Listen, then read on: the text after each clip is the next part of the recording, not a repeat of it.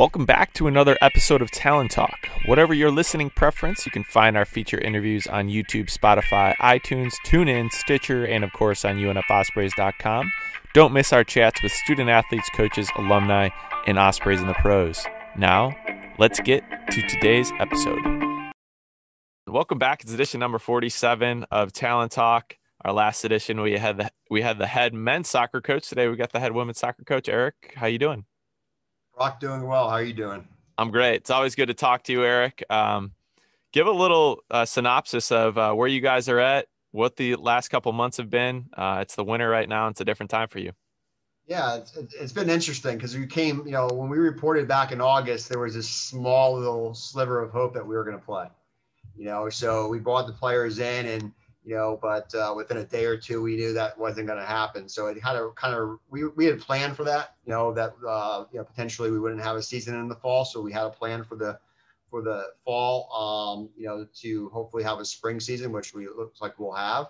But it was definitely interesting, no one's ever been through it before. So I really talked to a lot of different coaches in different sports, mostly soccer coaches, but some football coaches I know and some basketball coaches I know, just to see what they were doing, how they were going to approach the daily process of running a program in a pandemic. And shared a lot of good ideas and implemented some things that we thought would work for us. And, overall, I give a lot of credit to our players and for how they handled it, but also our staff here at UNF as far as the administration and sports medicine and strength and conditioning. Everybody worked hand in hand to get through and give our student athletes a chance to get out on the field and get ready for the spring. Mm-hmm. What's been really helpful for you guys to try to keep a level of cohesion during this time? Obviously Zoom and doing those types of things, but is there anything specific to you guys, you think? Yeah, I mean, I think, what we just try to do is we got to find new ways to communicate. I'm really I love meeting with our players. I love spending time with them. And so we wanted to limit our contact, as much as we possibly could outside the playing field. So finding new ways to communicate was probably something that we've been trying to work on. And I think what we've also done is our players have done a good job of grouping those players and being able to work with each other and communicate with each other. And knowing we talked about every day that what we're doing is different and, how we react to that on a daily basis. And, I think the biggest thing for us was every day was different. And so we had new challenges every day, and I think, we just told our student athletes that we just got to be able to work through them and understand, things are going to be different. But, I'm really big on communication and players, spending time with the players, building those relationships, having our players spend time with each other, and we couldn't do those things. And so we had to find different ways to do that. But I think we did a pretty good job of approaching it. And I think in the long run, what's really developed is I think some players were able to form relationships with players maybe they didn't have a strong relationship with before because we just had to do things differently. So you weren't always in we try to make sure they weren't always in the same groupings and try to get them to know each other a little bit. I think that's really benefited us. As far as when you were able to get on the field and the times that you guys can scrimmage, what was that adjustment like for you as a coach? What were some of the changes that you had to make when you were in the middle of instruction? How did you have to go about that? Whether it was obviously distancing from them or getting the same content to them? It's hard out here sometimes because we're out here at Hodges. It's windy. The weather conditions play a factor. So our staff stayed away from each other as we trained, and even in the office. Obviously we met. If we did meet, we were social distance, or we met virtually. So that was a weird dynamic. Making sure as far as communicating with the players, trying to stay a distance. I didn't get kind of into the middle. I kind of stayed on the outside and try to coach from there, which is not what I really typically like to do. I like to kind of get in there with the players. I can see things and kind of coach within the activities that we're doing. So those were some changes there I think that were different. And then I think the biggest thing was you're always constantly thinking about, the things you just mentioned. In a training session, which you would normally not think about, like, hey, don't stand so close to so-and-so, or you guys need to. So we kind of worked out a system when we're off the field, the distances you needed to be, but occasionally we needed reminders. And I think those are the type of things that there was an added layer to just going out there and running your training session for the day. Sure. and making sure when we were taking breaks, we asked our players to they had the mask around their, necks during when we were training, and as soon as they stopped, they pulled them up. So we took a little bit more probably cautious approach to it. But when they were off the field getting water or whatever, they had their masks on, and then we let them come back and some, and kind of deal with it that way. But Sure. yeah, just something that you never expected you'd go through, and you kind of learn, and then you talk to other sports, and it's interesting when you see other sports like that happen in Denver with the quarterback situation, things like that. You start to think like, how do you distance certain groups of players so you can keep on moving forward if something does go wrong, and trying to think out that side. And I think that's something that, a lot of other sports and other coaches have thought these things through. And you just kind of share ideas, what works, what doesn't work. And I think that's kind of been our main approach. Yeah, that's been one of the biggest things I think for anybody I've talked to, and I know for myself, is you have that normal energy pool that you need to do your normal work, but now some of that goes to those little details like separating certain people. So if something does go wrong, we have a contingency plan, or Yeah. managing mass and all those things. It's Right. a And you lot have of to think about energy. all those things, and we're going to think about those things going into the season, because Hmm. obviously, we're still going to be dealing with this Hmm. moving forward. But you're right. I mean, it was something that we, if we felt like we put if we had some, information maybe that we felt like some of our players perhaps, were exposed or something like that, we shut down inside of the air of caution. So we shut down 3 times just for very temporary periods, Hmm. where we're able to restart because we were tested and everything was fine. But it didn't want to take that chance that something was going to spread through it. And so you got to kind of think all those things out. And I think that's where you can get yourself in trouble a little bit if you try to, as soon as you know something, you got to make a decision to say, hey, you know what, even though we could continue going and we're probably fine, let's pause and see what's going on. And so that's what we did. And we managed to get through the entire fall in pretty good shape. So, and now the next challenge is, can you do it here in the Yeah. spring when we got games and things like that? Because as you've seen, Brock, throughout the country, in every sport, soccer, football, basketball, it's a daily thing. So you have to deal with it every day. Right, and you got to be on your feet. I mean, even looking at the football world, for example, that BYU Coastal Carolina game, something like that, where it's like a it's like a pop-up game. It just kind of Yeah. appears, and you put the pieces together, and it's kind of, when you know the back end, it's kind of magical that that stuff can get pulled off. Yeah. Truly, it is. It's so much work, and you know that as well as anybody. So I've talked to Coach Gibbs, talked to Coach Marinados. Some of them, they've mentioned, yeah, I read a little bit more than I ever have. I've done this or that, kind of picked up on something. Was there anything that you, Devin, or Morgan kind of did on your own time that you normally wouldn't have because of COVID?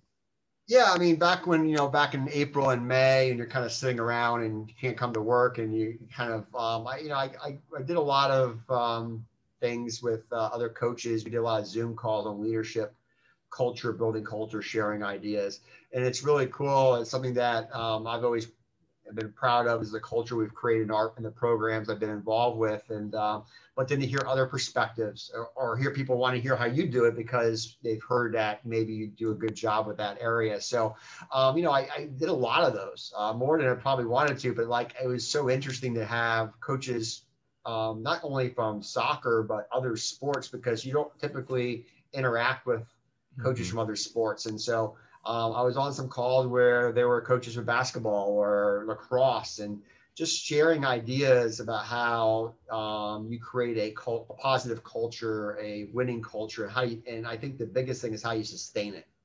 How Hmm. does it year to year? How do your players understand that the culture they're creating is going to be there after they leave, and the players that come into the program see the culture, and as they get older, they continue to make that move forward. So I really thought that was really a good time well spent, in that. And I'm also, I always trying to learn more about the game. I mean, I'm always sharing ideas there, watching things, reading books. But I'm big into looking at how other people do things, how you can take business organizational principles of managing Hmm. people and use it in sport. And Hmm. so that's kind of what I always kind of work on, and then how can it work here, and then try to develop plans that implement those type of things. And our staff is all into that as well, so we all kind of share that ideal. And we share ideas amongst that. But I think that's kind of how I spent my time, just trying to better myself and things I can do to learn. Yeah, never can get enough information, but it's kind of overwhelming in today's world for sure. It's like, which one do I choose? I have so little time. How much can I get in? For you, where do you go to get insight? Is it, books? Are you a reader? Do you like to watch videos online, YouTube videos, documentaries, Um, whatever it is? a little bit of both, Yeah. I love Twitter, by the way, because hmm I'll I just see see you on something. there. Yeah, Yeah. I see something I like sometimes, or there's a lot of soccer content, obviously being a world sport. I mean, there's this great content on Twitter and people share it. And so a lot of times I'll just get into a link and start reading something from something in Europe or, it could be a tactical thing, or it could be a management of a team, or just those type of things. But so I kind of a lot of times find things that interest me on there and then kind of dive into it when I see a link I can go onto and look at. And so, I think that's been beneficial in that. And then just, I've built up some good relationships over the years with a lot of different people that love to share ideas. And so, but I do all that. I watch videos, I read, I like to talk to other people and kind of and do those type of things. But just sometimes I get on Twitter a lot and I'll see something I really do like, and it could be a tactical article, and I'll get into it, and it may just start to make myself want to research that more hmm and find other avenues to find out more information about it. So that's kind of how I kind of look at things. Kind of going off of that, a lot of varied interest. Some for the people that don't know kind of your background before you got into sports, we've talked about this before. You did quite a few things. What were some of those things that you ventured into? Yeah, I mean, I've always had a passion for sport, and obviously soccer was my biggest passion. And I did some coaching when I was younger in college and high school and club and some things like that. But I was a political science major, so I initially got involved in politics. So I worked on some campaigns. I worked for a United States senator for a few years, which was interesting, and allowed me to meet a lot of people and see a lot of things that to this day, I'm just amazed that I got to do. hmm And that was interesting and fun. And I worked involved in the Florida legislature a little bit. And then I had an opportunity to, just totally get out of that industry. It was kind of a weird thing, but a friend of mine was involved with a minor league professional indoor soccer league. As you know, Brock, soccer leagues in general in America don't do well. Indoor soccer leagues typically don't do very well. But I said, hey, that sounds like something that we could find kind of fun. And the league lasted 2 seasons, but that kind of got me from politics into sports. And so I was a deputy commissioner of a professional league for 2 years. And that was a pretty cool experience as well. So, and I was about 28, I think, years old at that point. And then a friend of mine was coaching at a small NAIA school near Tallahassee where I was living, and asked me if I could come up and help. And lo and behold, the president of the school liked me and wanted to start a women's soccer program. And that's how I kind of got into coaching at the college level. So I was coaching high school and club, but I was working in politics for a good chunk of my 20s. And then a professional indoor league for 2 years, and then got into college coaching. So it's not your typical go be a graduate assistant. Or I was at my first college job was really, other than 1 year as a goalkeeper coach, or 3 months. I've been a head coach ever since for the most part. So that it's just kind of unique. We kind of look back on what you thought you were going to do. I thought I was going to go to Washington, D.C. and work in that area. And then here I am, many years later working in sport, but I wouldn't change it. I love it. It's been fantastic. Do your players know that kind of background, or have they ever Yeah, asked you about it? yeah, some of them do. And then it kind of with, obviously with this year being, obviously politics being in the forefront for most of 2020, that it came up one day at training, and they were amazed that I worked for a United States senator. That to them, that blew their minds. And so, and then some of the things I was able to do, I met Nelson Mandela. I went to an inauguration where I was like within, maybe 15 rows back of the inaugural. We got to go to an inaugural ball. And I just things that, I was 24 years old or 23 years old. And to me, that was just almost overwhelming. So they loved that. They thought that was really cool that was a part of my life, because both of my assistants have gone into coaching immediately. And so, and then the next question is, how did you get, into college coaching? And I kind of explained that route too. So, one thing I always did when I was younger is I was always willing to find experience, no matter how I could do it. And so I volunteered a lot of time in trying to open doors. And I think that's something a lot of people don't want to do a lot because they want to have a job. And I get it. Everybody wants to get paid, but I think because I was willing to do those things, it opened so many different doors. I volunteered on some campaigns, which led to a job as a U.S. Senator. I volunteered as a goalkeeper coach, which led to a head women's coaching job.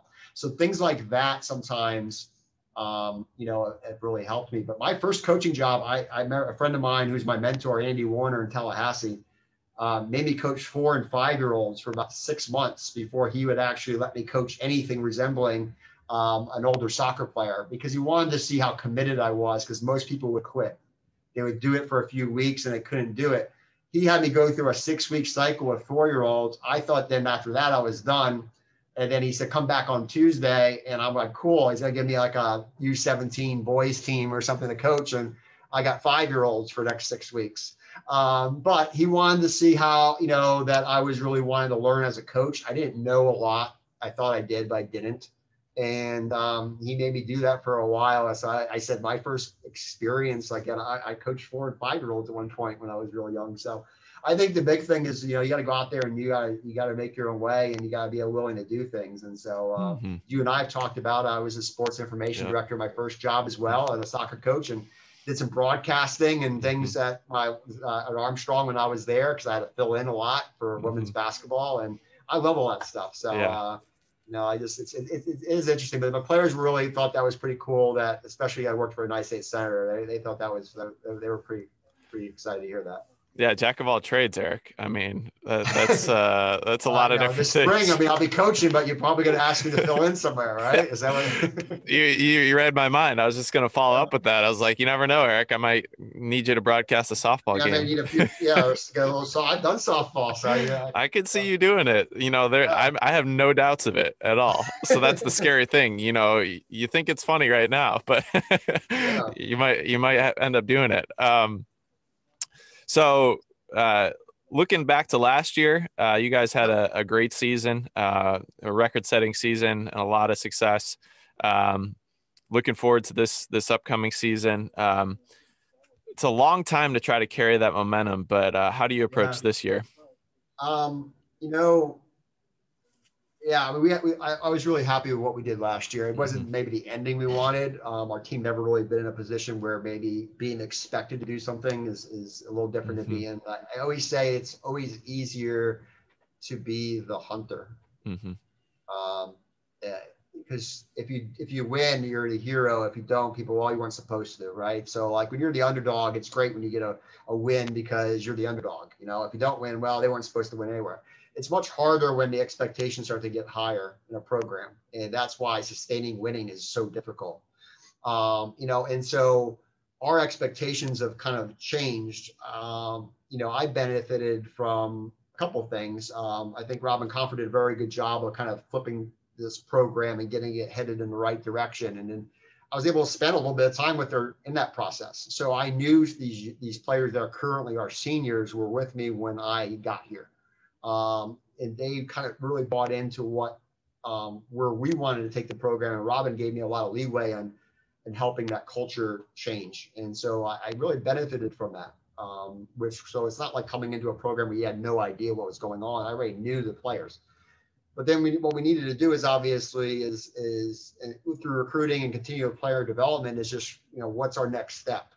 How do we take this group that's really changed this program from being, a program that was struggling a lot to a program that was at least competitive, and those freshmen at the time made that happen.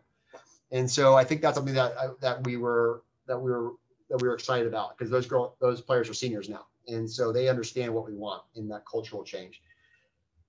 And we were pretty excited to play, get going in August. And so we felt like we have the good thing for our team is we return most of our starting lineup. So we are, I think, a mature team, and I think that's helped us during this time. it's allowed us to continue to work on our development, but it's also, I think, allowed our freshman class, which we love. Our players love them. They're fantastic. They're talented. They're hardworking. They're great teammates. To not feel like they're so rushed, because as a freshman, you come in soccer and you got 2 weeks to prove yourself. Basically, you have a game, and that could be very overwhelming. Some can handle it, and some it takes a process. Without that pressure, and I goes across for everybody, I think an entire team, without that pressure of having to earn a spot right away or compete right away, we just played a lot and we taught a lot. And we played at a really high level, everybody. And so I think because no one thought like, well, I got to try to beat this player out. I have to do this. And we had more time. And so I think that's really been the benefit is our freshmen have developed and they're comfortable with our team and what we expect. We've seen who our leaders are. We've had some transfers and they've adapted really well to what we're trying to do. And all those things have really come together. So we're pretty optimistic. I mean, we know that last year, I think we were picked to finish like 7th or something like that. We ended up 4th, but we were 1 win out of 1st, and we have lost a couple of games, overtime against Gulf Coast, the last second goal against Lipscomb. We win one of those, we win a championship, 1 game, and so it's a matter of seconds. And our team knows that. And so I think we're excited about the expectation, and they want to raise that expectation. And so we want to do something that hasn't been done in this women's program since they were in the Division II area, and that's win championships and win the conference and go to the NCAA tournament. So, we feel like we have a team that has a lot of experience. We feel like we've added some other pieces through transfers and some of our freshman class that we're extremely deep, and we feel like we're going to hopefully be a factor. But ultimately, you have to do it on the field. And so we understand that. But I thought we had a really, really good fall. We were very pleased with our players, their development, their attitude, their work ethic. They came to work every day. They could have easily not done that with all the distractions going on. They came every day. We maybe had 1 or 2 sessions where I thought weren't great the entire fall. And that's hard to do. That's a credit to them because they love playing soccer and they believe in what we're doing. And so we're excited about getting out there in January and hopefully hitting the field and seeing what we can do. It's gonna be different, just a lot of it, but but we're ready. So as far as a coach, you can probably look at the calendar year and say, January, I do this, March, I do this, June, I do this, September, I do this. And you look at the year and you kind of base the calendar off of your season and off of when you recruit or when you're doing this with training. All that's kind of thrown out the window this year. How have you adjusted, and are you multitasking? Because right now it means a lot to recruit at this time of year or do whatever you do in that area. Because we're in a dead period. We spent this past weekend watching videos of teams playing live in South Carolina and watching them on video. And it's definitely made the process harder, but we basically took the calendar. We've been doing this since we got here. We renamed the months. So we are in December right now, but really we're in July. And that's how I've told the players is when we were in November, we were in June. So in their minds, they can kind of correlate that to, okay, well, August is go time, right? So January is go time for us. January is August. It'll be a lot cooler. But that's how we looked at it. It's really worked for us because in their minds, this is no one's ever done this. So we felt like for them to understand, when you're starting to really crush fitness and, and you're getting ready to prepare, that July is that month, June's that month. Those are the months where you're getting ready for August. You got to put that work in. And so we've kind of just said, that's how we refer to it. So this is, I guess Christmas in July, right? But that's kind of how we looked at it. So when we get to, January, that's August for us. And that's how we've approached it. And it's kind of worked that way. So it's because if you look at it, you kind of lose sight that we're going to play, we start, practice right here at the beginning of the month and next month, and then we have a game in February. So if you don't look at it that way, it takes it a little bit different. I think the other unique thing is going to be playing a season, then having a few months and then playing another season. Because that's, again, it's not football. We have enough time to recover, but realistically, you're going to end sometime in April and you're going to kick back going in August and try to figure out how that rhythm will work will be interesting as well. But that's kind of how we've approached going, looking at the preparation for the spring. little life hack there, kind of renaming the months. I mean, that's kind of in our field as well. It's just kind of been the same thing.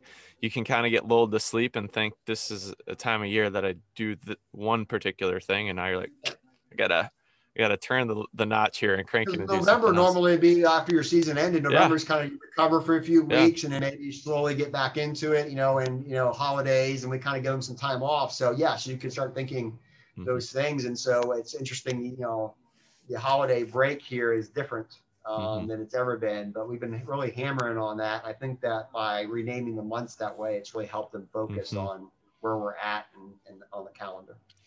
Yeah, and speaking on the turnaround time as well, I'm a Bulls fan myself, and it's been a rough couple of years. But I was looking at some social media posts, and I saw them shooting around at the United Center, and I was confused for a minute. I was like, Yeah. wait, why are they already back there? I'm like, oh yeah, there it's just such a bizarre turnaround, Yeah, the timing because the Yeah, NBA be ready going, yeah, and so these starting later and and maybe in the future, and then how do you get back on track, yeah. right? Hmm. And the professional sports are I think are a little bit going to be a little bit harder because they're going to at some point they're going to have a much shorter off season to start back on when they start, and I think that's going to be especially for basketball.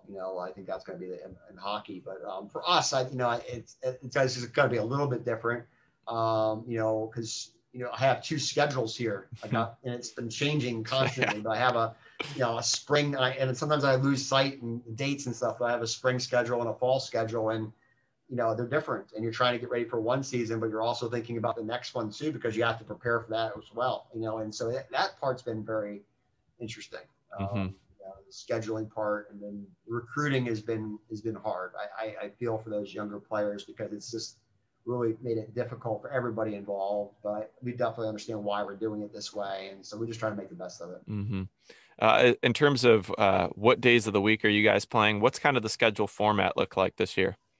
Yeah, I mean, early in non-conference is kind of where you could fit in games just because there's so many moving pieces. And, on a campus, there's so many different sports. So you kind of look at that picture and, Hmm.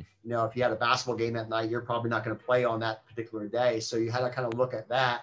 And then what schools are actually playing non-conference games, which conferences are, with starting at different times. So you had to kind of piecemeal the non-conference schedule together.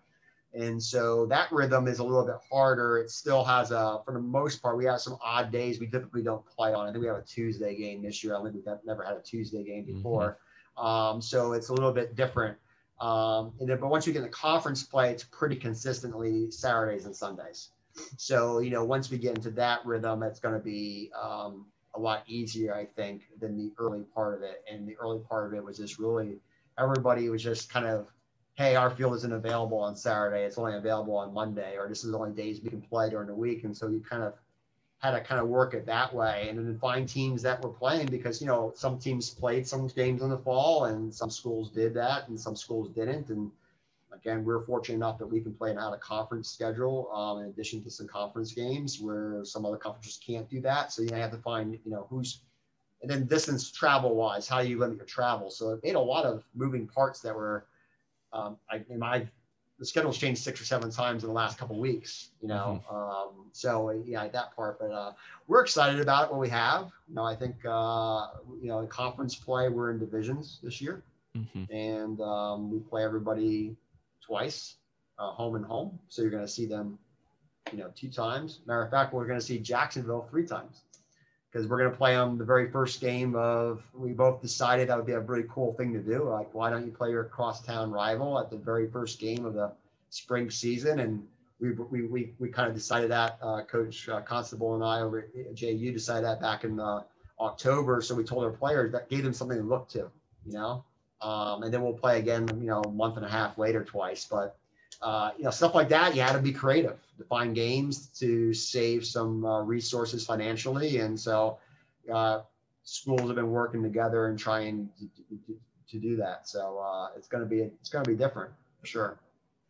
Yeah, I've seen a lot of different sports back ends and the schedules and whatnot. And volleyball, I believe, has the same situation: 3 games against JU, typically 2 regular Yeah, it just season. makes sense. And I think that's Yeah, kind of where in the future you're going to have to look at those type of things. yeah. So, Like we play some new opponents that maybe we haven't played in a while. We played Georgia Southern, and we play a lot of the state schools. So we got FIU and FAU, and we're really excited about University of Florida will be here in March as a home game. Wow. So yeah, and that's kind of in the middle of the conference realm. But I typically like to break that up a little bit because I think you can get in conference play, and some coaches don't like to change that. But particularly for me, I think you get outside the conference, that'll be a huge challenge. But we're excited about that as well.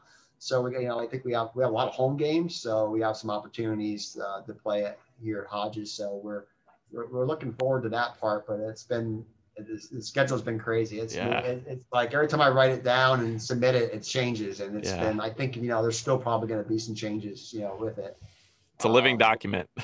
Yeah, very much so. And the players kept on asking for. I actually sent to them yesterday because I kept on saying, "Listen, I can give it to you, but it's going to change like tomorrow." So we feel pretty good about where we're at. We got 13 games. I believe 7 or 8 of them are at home. So from there we're looking forward to that. Always good to catch up, Eric. Is there anything you want to leave with, whether it's touching on the preparation for this year or the personnel or anything? Yeah, I mean, I just think the biggest thing for us is, like I said, Brock has said, we return a lot of starters. Mm-hmm. But the biggest difference, I think, between maybe last year and this year is that, we return a lot of starters, but there's a lot of people competing to be starters. Mm-hmm.